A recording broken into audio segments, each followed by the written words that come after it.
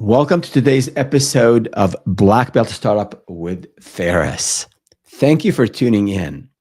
So, what's new in the world of entrepreneurship? Well, a lot. One day, it's AI. The next day, tariffs.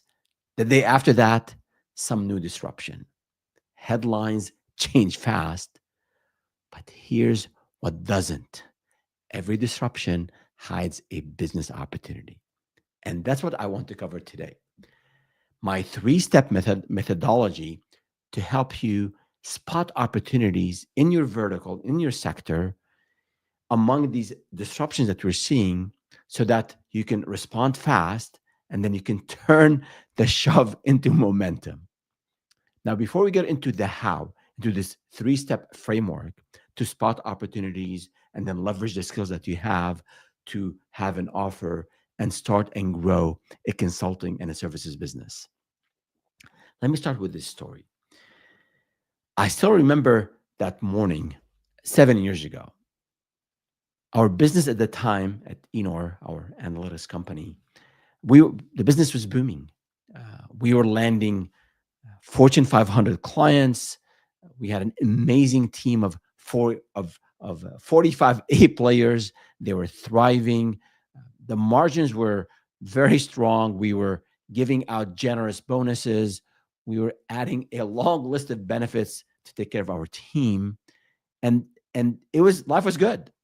Now, there was no overnight success here. The journey to that point had not been all rosy. We had worked really, really hard. We had made some big mistakes, some big pivots, and then along the way, we had learned a lot. But at that moment, I finally felt like we found our lanes and that we were off to the races. Until one morning around 6:30 a.m., I got the message that no analytics, no data company ever wants to hear. There's barely any data in the reports. Now, this wasn't a small glitch. It was the backbone of our business. That data pipeline that we get, it powered every report, every dashboard, and every insight that we deliver to our clients. And all of that had slowed to a trickle. And here's the thing. The moment you feel untouchable, that's when disruption finds you.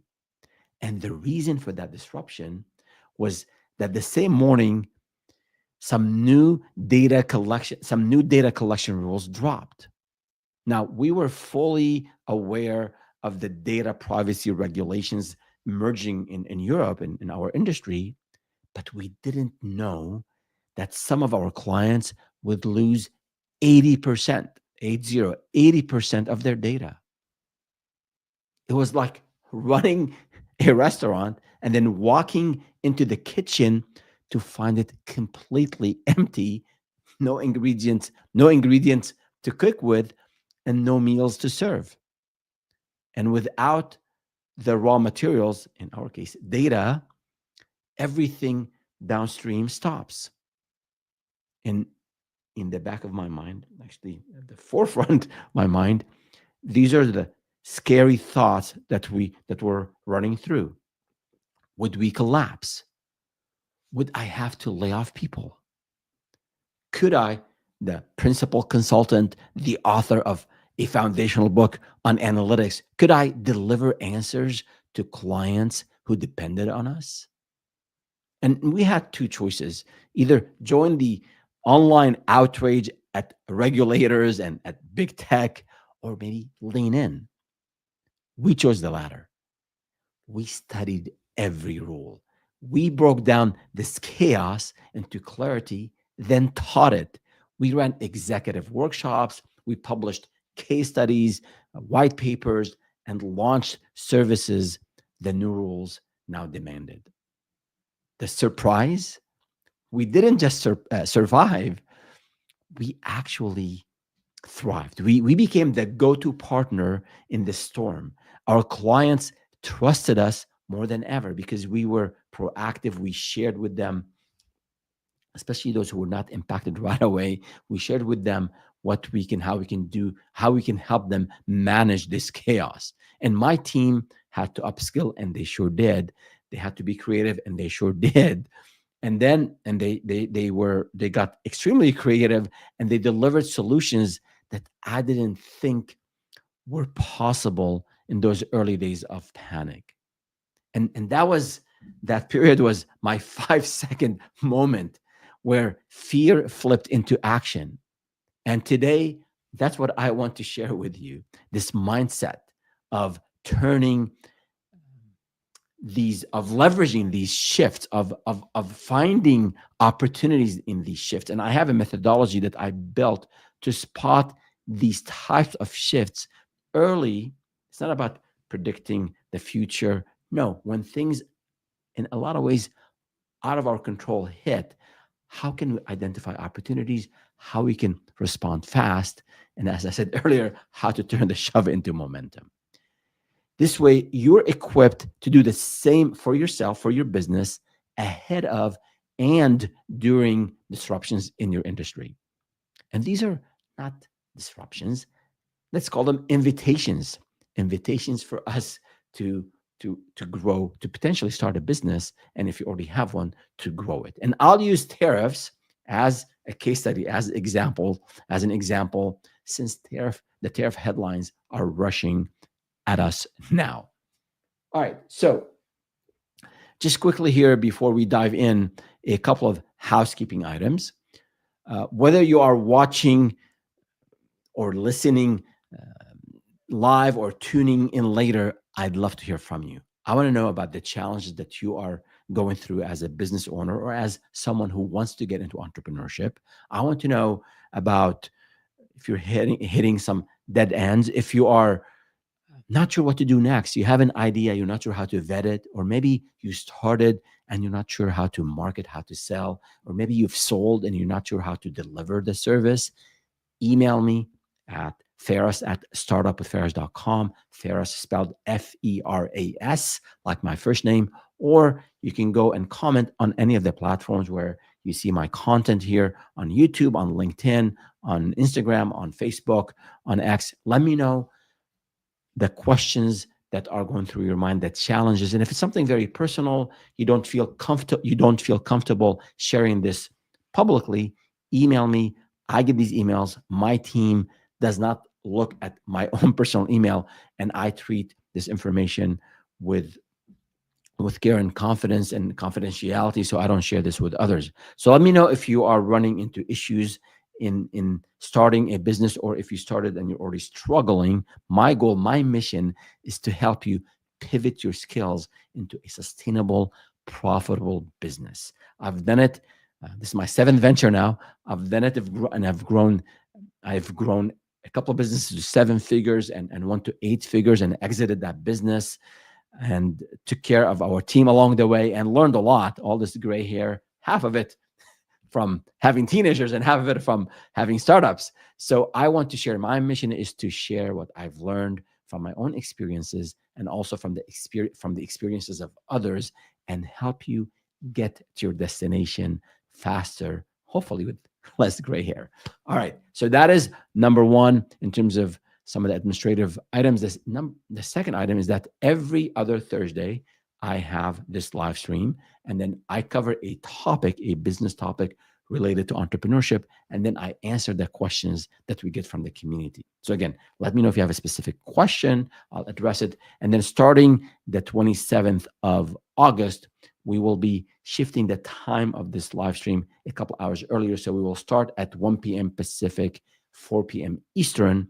This way, some of the folks who are overseas who want to watch real time, they'll have access to it before it's too late on their end. And then it's just a better time, it sounds, from some of the feedback we've got from the community and some of the data we have actually from analytics. So 1 p.m.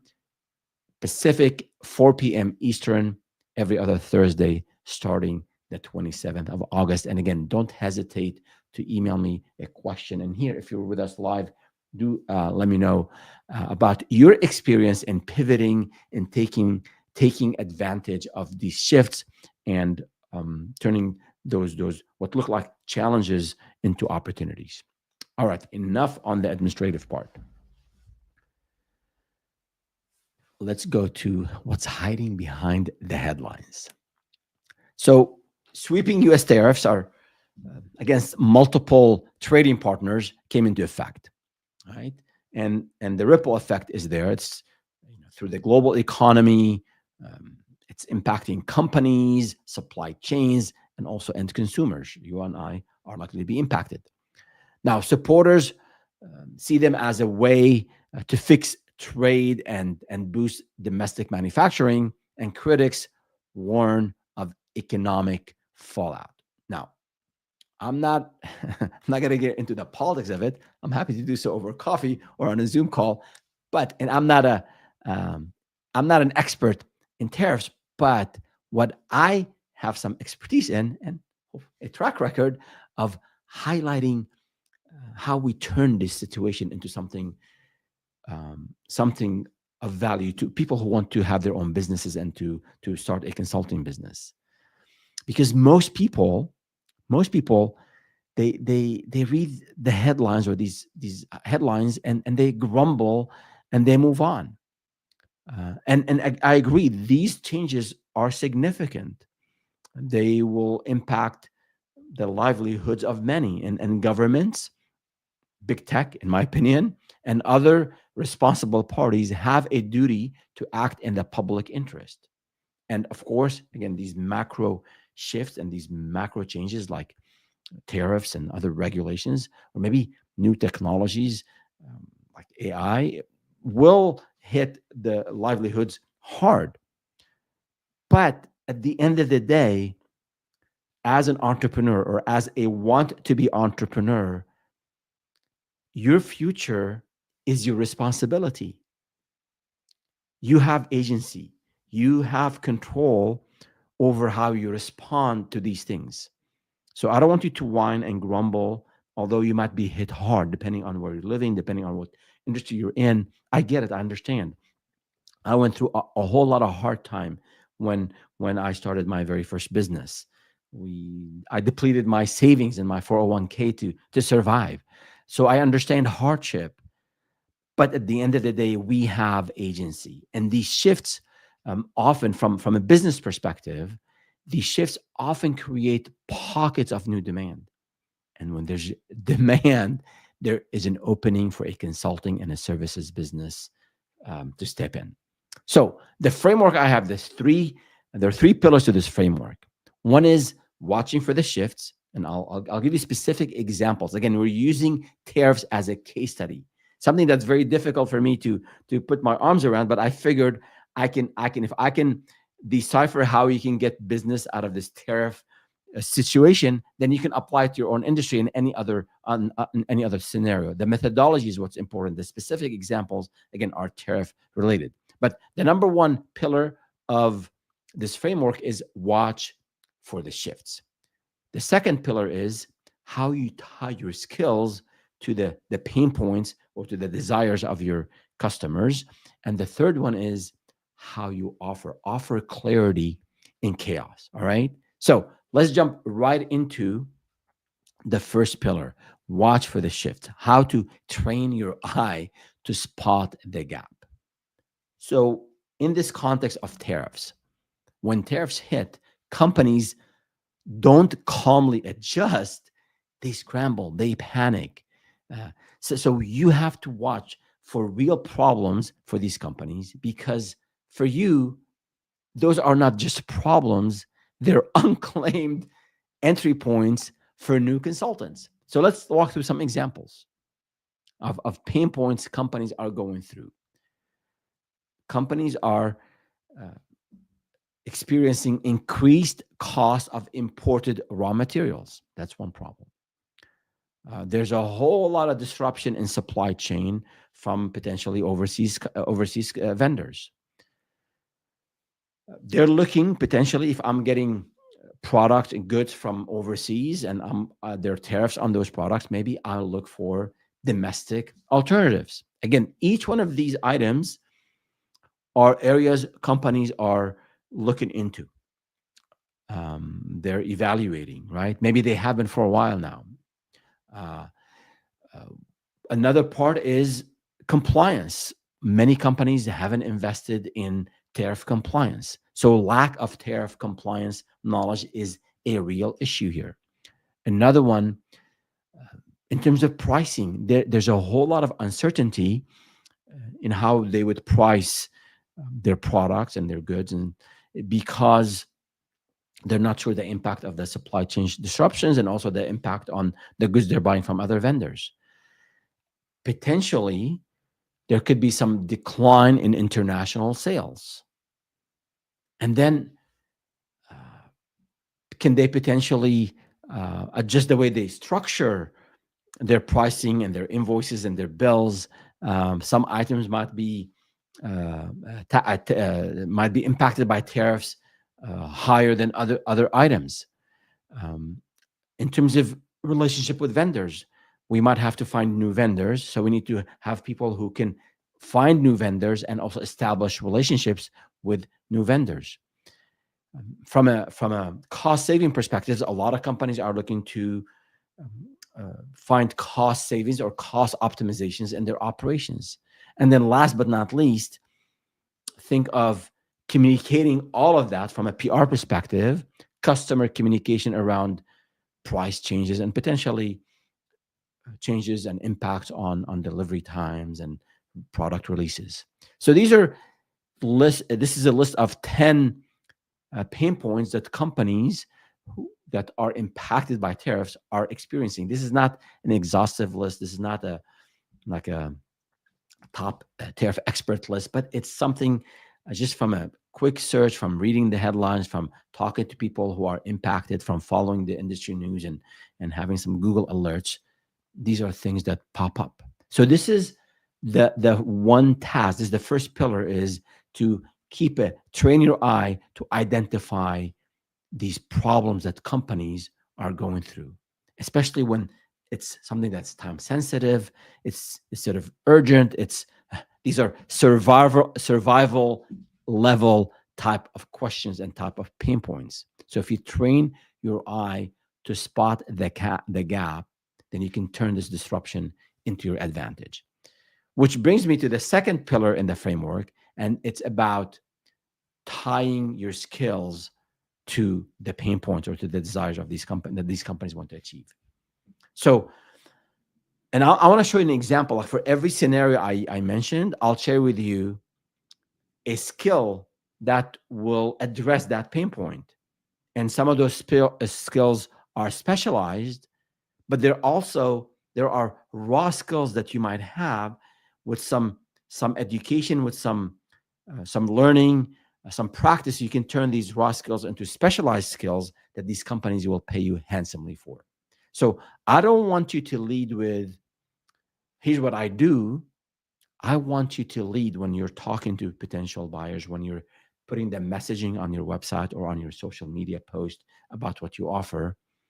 Don't lead with what you do. Lead with whose pain um, you're addressing and how you'll fix that. So instead of saying, I do operational optimization, or I implement, I audit, and I um, deliver operational strategies, you can switch that. You can shift that to, I help businesses adapt to regulation changes, and then I help businesses minimize impact on efficiency and profitability. So, so, so that's more on marketing, on positioning. It's not about the skills that you have, it's about the problems that you solve. So I want you next. The first step is that you're training your eye, training your ear to you're keeping your ear close to the ground to understand, to learn about the changes in the industry, and then what companies are, the types of questions companies are asking. And then the next step here is to list the skills that are needed. And then of those skills, what is it that you have?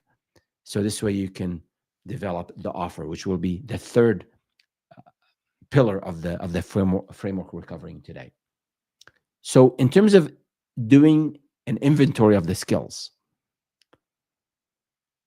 I covered this thoroughly in the video that we recently published, The Ultimate Guide to Starting a Consulting Business. I went into 9 pillars of starting a business, and I talked about one of the pillars was how to do a skill assessment and how to package your offer. And I had a formula there: problem plus skills plus willing wallets, paying customers.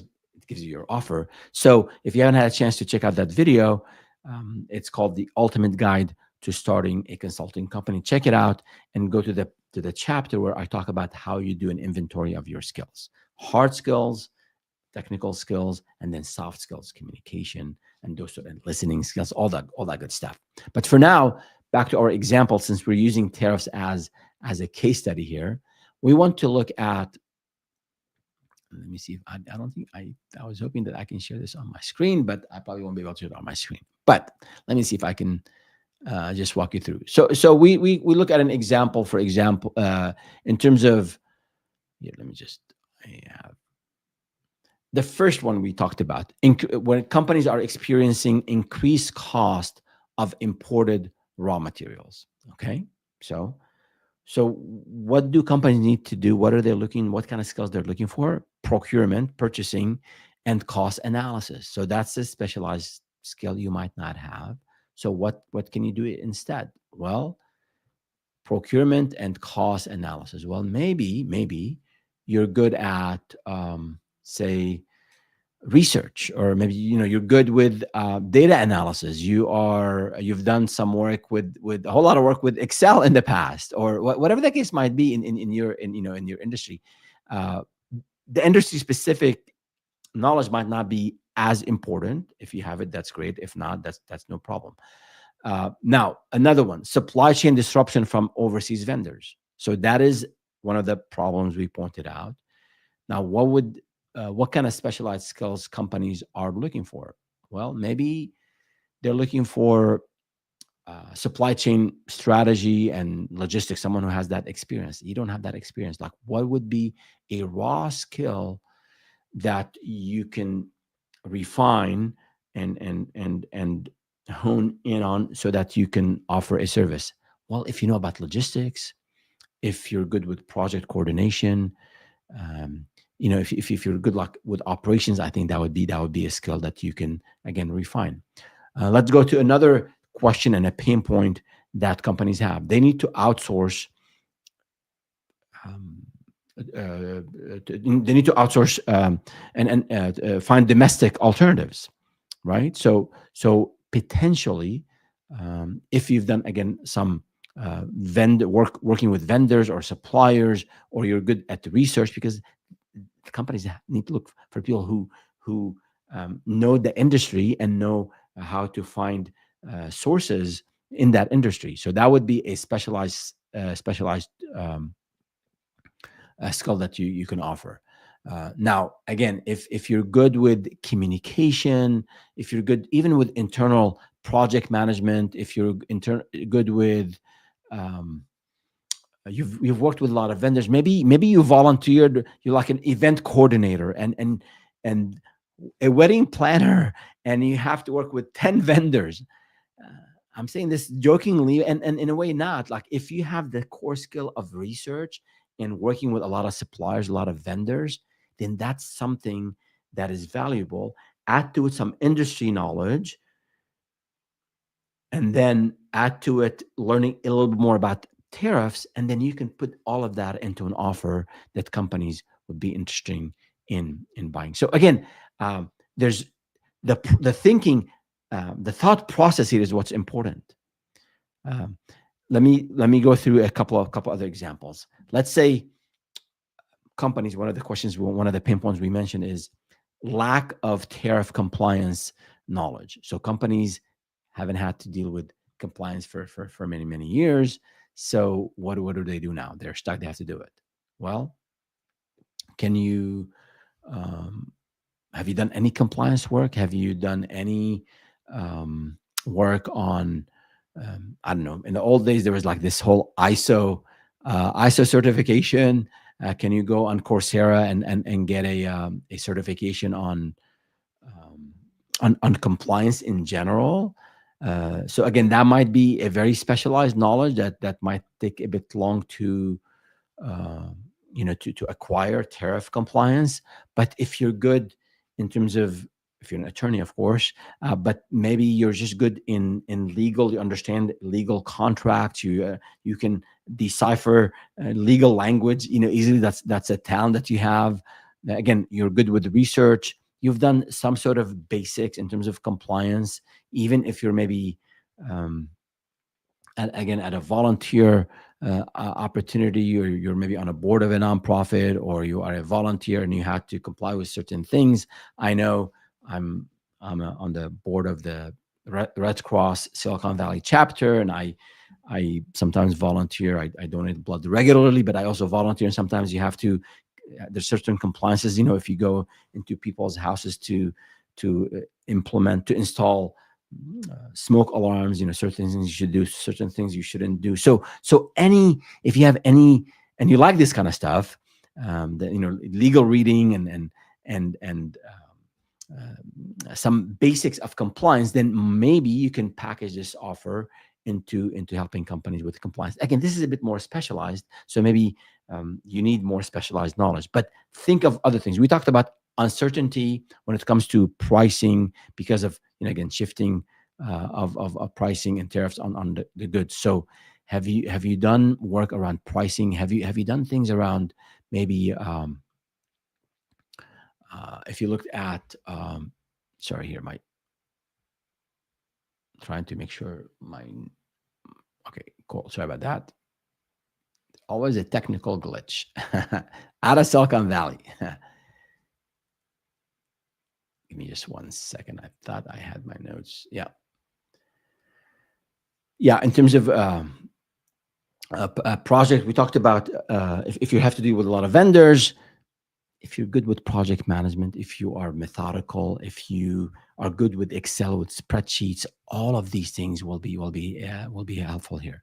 And again, I don't want to go through the 10 scenarios, but the thought process that I want you to go through is, if there's an issue, like the lack of compliance tariff, or maybe there's an issue of uncertainty in pricing due to shifting tariffs.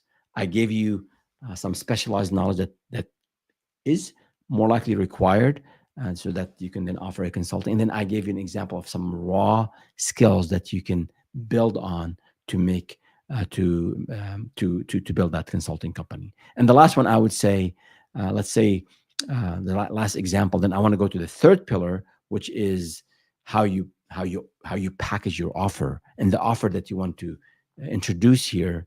Now that you know the problems that companies have, and the skills that are required to solve the problems that companies have, then what offer you have.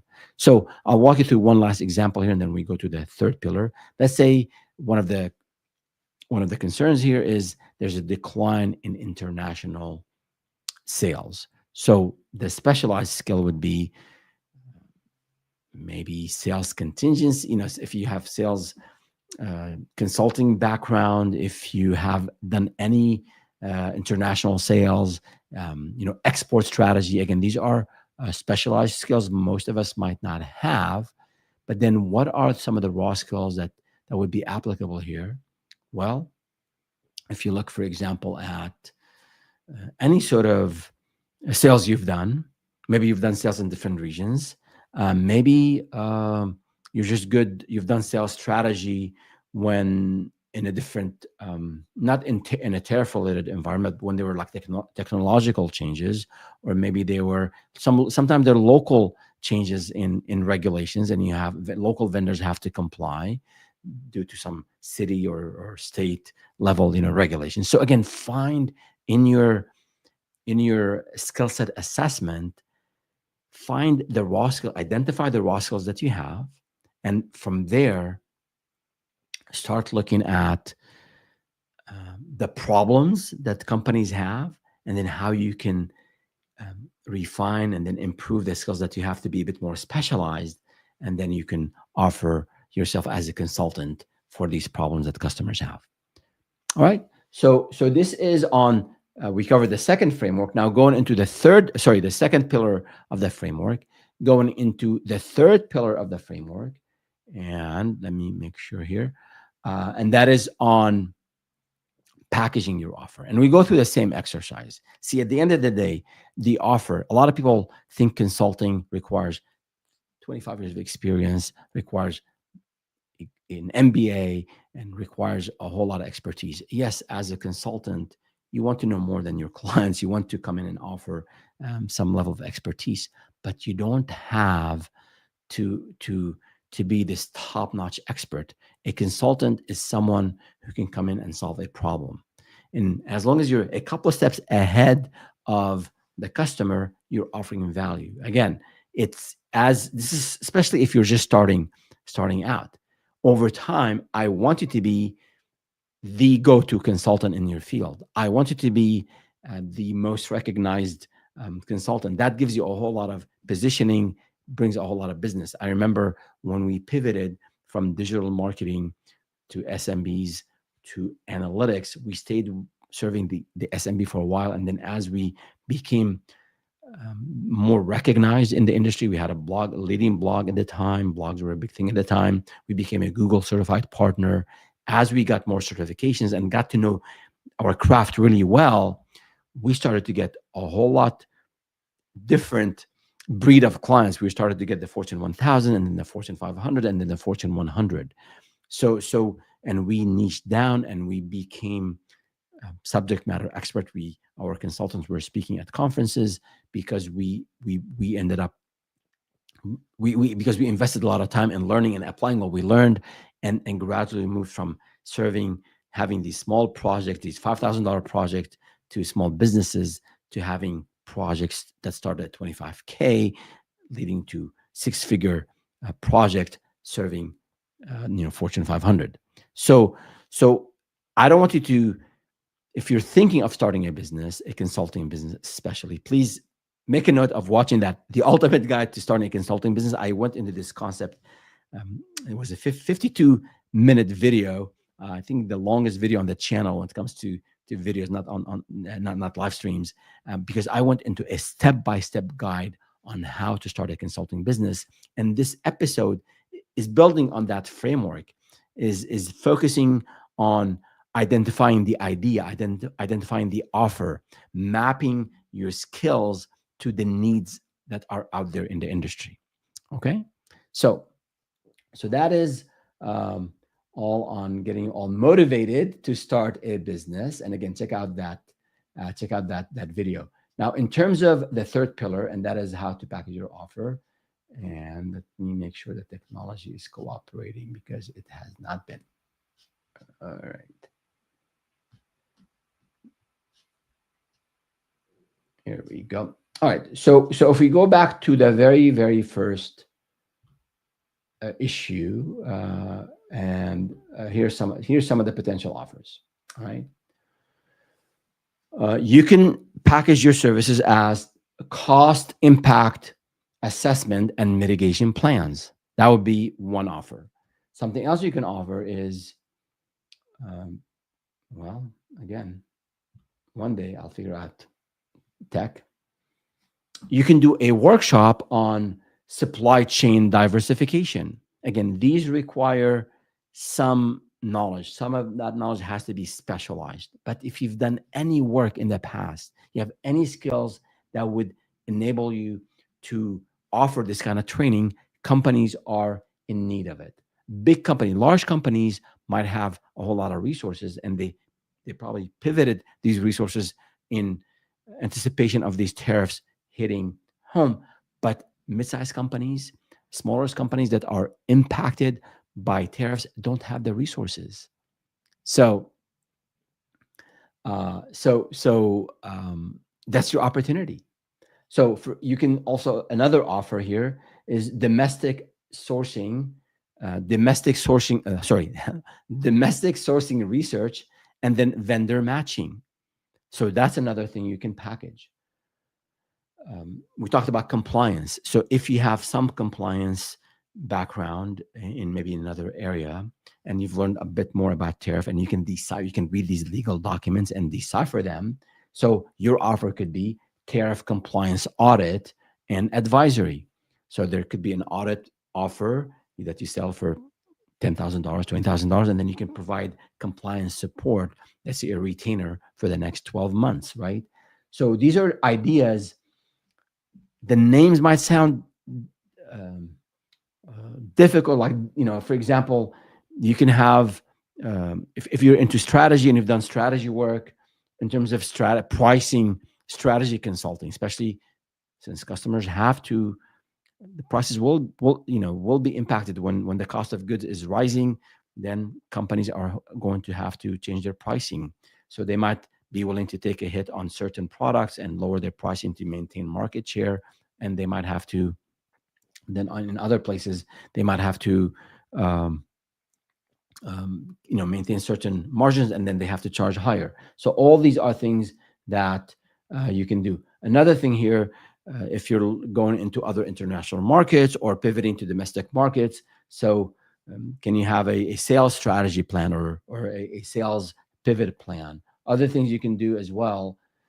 Um, you can do, if a company has multiple product lines, you can do product line optimization, profitability optimization, and last but not least is all about PR and communication. So for those of you who have a strong background in marketing and messaging, maybe in PR, learn a little bit about the again, the regulations. This is, you can't just build a consulting business overnight and say I'm an expert. The some work is required. So, but I want to make it easier for you. So I want you to build on the skills that you have, learn a few things about the shifts, and then between what you know and then the knowledge that you acquire recently based on the shift, then you become the expert, and you can start that consulting company to offer the service. So if you're into PR, into marketing, into messaging, potentially something like customer messaging, a customer messaging toolkit for to deal with tariffs or for pricing changes. Again, a lot of ideas. Again, some of it might require some specialized knowledge, but a lot of it you could leverage your raw skills, your existing skills, complement those with the new required skills, and then you have something to offer. Now, I remember when we pivoted to analytics, since I mentioned that example earlier, I remember there were a couple of books in the industry at the time about analytics. I mean, now there are gazillion books, but at the time there were only two books, and we brought those two books, and we studied every page of these two books. And I remember we had all these marks and all these highlights every time we identified a something that we can package as a service. We would highlight that section, that we would meet as a team, and we say, this, we can add this to our statement of work, to our proposal as a feature we can add in terms of collecting data and helping clients understand what's going on their websites. So some work is required. Acquiring new knowledge is required, but you're not starting from scratch. You are building on what you have. Even if you haven't done any consulting, if you've been in corporate, let's say for 5 years, you have some skills, and you've been dreaming big about taking that leap and starting your business. In these disruptions, lie these opportunities, because every headline is a clue. So I want you to train yourself to spot the shift. I want you to connect it to the pain this shift is creating, and then your job is to walk people out of the fog. And you won't be just watching news at that time. You'll be building a business from the action that you've taken. And again, the step by step framework on how to start a consulting company is what I have covered in the ultimate guide to starting a consulting business in 2025. And if you're struggling with mapping your skills to the pain points of customers and how to produce an offer, I walked you through several examples today on how you can do that in an industry that I don't know a whole lot of, but just from reading the headlines, from reading about the industry, from talking to some people who are impacted by these tariffs, I put together these 10 scenarios of issues companies are dealing with, and then the skills that are required to solve these issues, and then the raw skills behind the specialized skills, and then how you can put all of that into an offer that companies will buy from you. So those are the three steps of this framework.